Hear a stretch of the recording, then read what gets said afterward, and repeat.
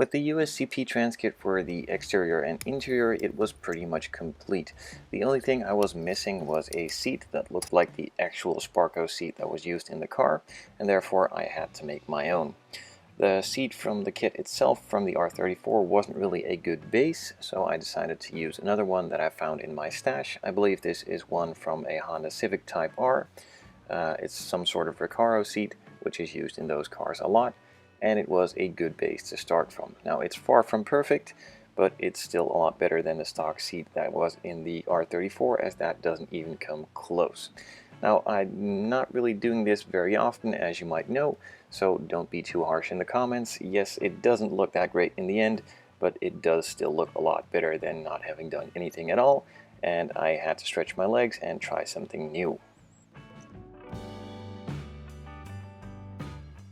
After the surgeon was done drawing out all of the lines for the surgery to come, it was time to take out the tools and start cutting, removing, and shaping the parts into the new shape. So I took out my Proxxon rotary tool and a cutting bit and started carving out the sides to correct the shape a bit and make them look like the Recaro seat, or sorry, the Sparco seat that was used in the movie car. Also had to drill out a couple of holes, as some of these holes for the seat belts needed to be a bit bigger and have a different shape, and could then just refine it with my knife, some files, some sanding sticks, and all sorts of stuff in order to make it look a bit more like the actual thing itself. The rear was also adjusted a bit, as the edges were a bit sharp, and I had to form them and make them a bit more round in order to fit the shape and design I wanted it to have. Now, there were also a couple more lines on the seat itself for the fabric, which had to be some sewing lines which weren't there, so I just marked them out with a marker, then cut them into where I wanted them to be with a knife, and eventually started scribing them out with a scriber.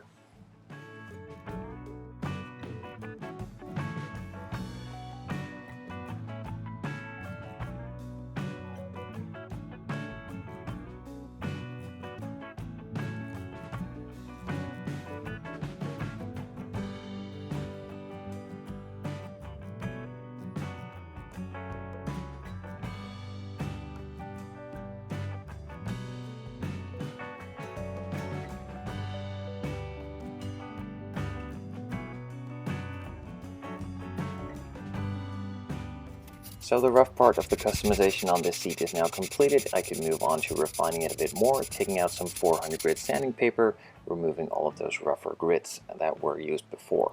Now, I also noticed that the top section was a bit too low, so I added a bit more plastic, cut it into shape, filed it, shaped it, and then eventually added a bit of filler to completely blend it in.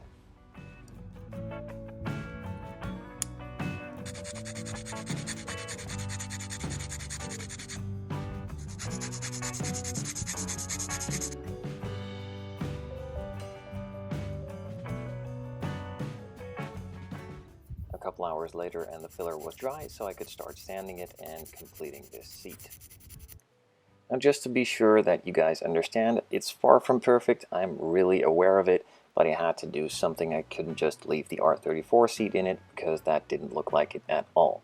It does look a bit weird, I do know that, and I think it needed to be a bit wider, but again, I had this seat and this is what I had to work with, and yeah, no further comment, I guess. So with that out of the way, it was time to prime all the parts. The reason I'm using some Tamiya spray can primer is because there were a couple of resin parts and those needed to be painted with this primer, as that sticks to it a lot better, and then the rest will just be painted with zero paints. The NOS bottles and stand for the NOS bottles itself needed to be chrome or silver, or at least a lot more reflective than just silver paint. So I firstly laid down a black base, clear coated them with a 2K clear to make them super nice and glossy, and then let that dry for a day or two before applying the chrome paint on top of it later on.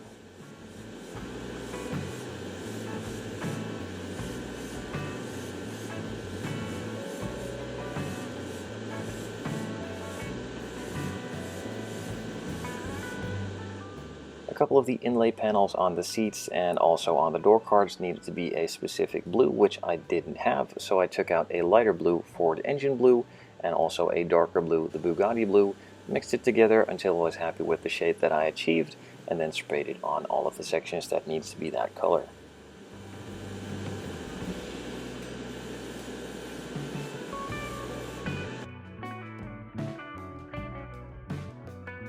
A couple of the other parts on the interior, like the lower half of the door panels and also this gauge cluster that was built into the dashboard, needed to be the same color as the graphics on the side of the car. So it was first painted in the base layer silver, and then a couple layers of that sort of candy metallic blue were applied on top of it. The blue sections on the interior have now dried properly, and I could mask them off carefully in order to paint the gray areas.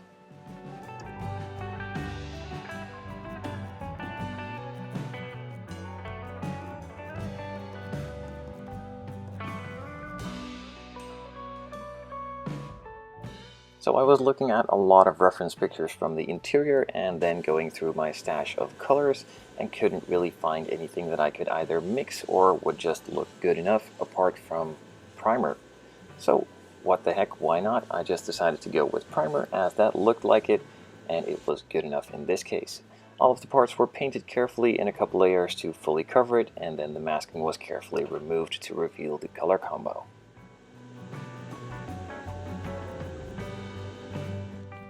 It was then time to mask off once more for the final couple coats of paint on the interior. These were just going to be some black.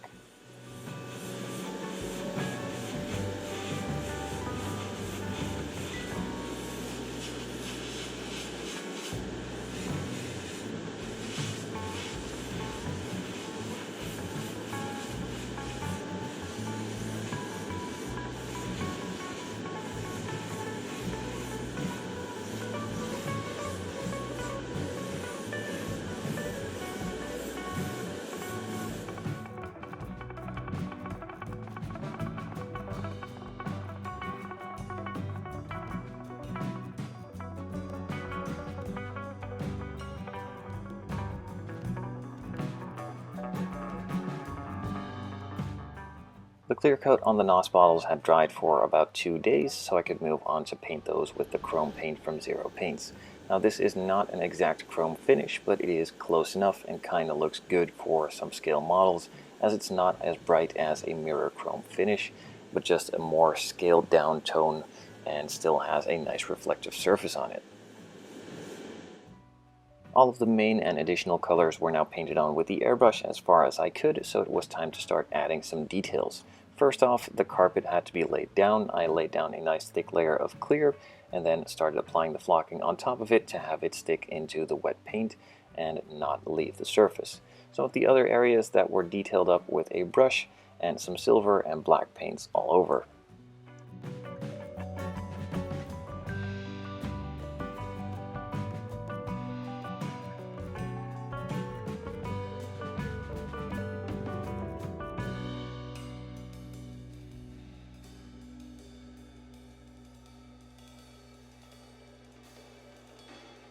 The NOS bottles on the interior, which I found on the reference pictures, weren't just straight chrome or polished aluminum, but they sort of had a brushed, strokey finish on it.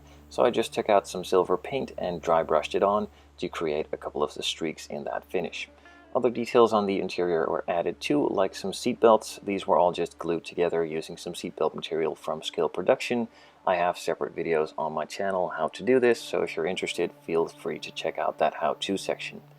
And then it was just time to move on to gluing it all together.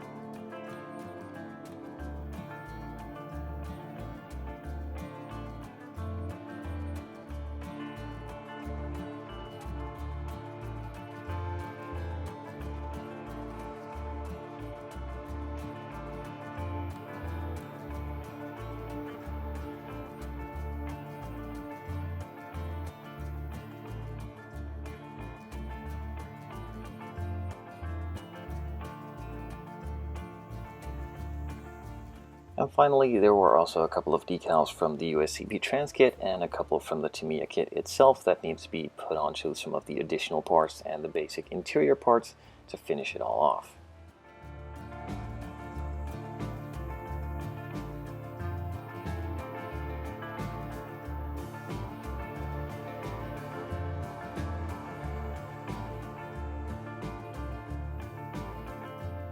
I had previously applied some silver base coat for these buttons and almost forgot to give them their final finish in yellow and red, so that was quickly done before gluing in the door panels and finishing off this interior. Now overall, I'm really happy with the interior and glad that I took the chance at creating that seat myself. Again, it's not perfect, it looks kind of weird, but still a lot better than not having done anything at all, and I had to try. So that's it for this one. I hope to see you in the next video.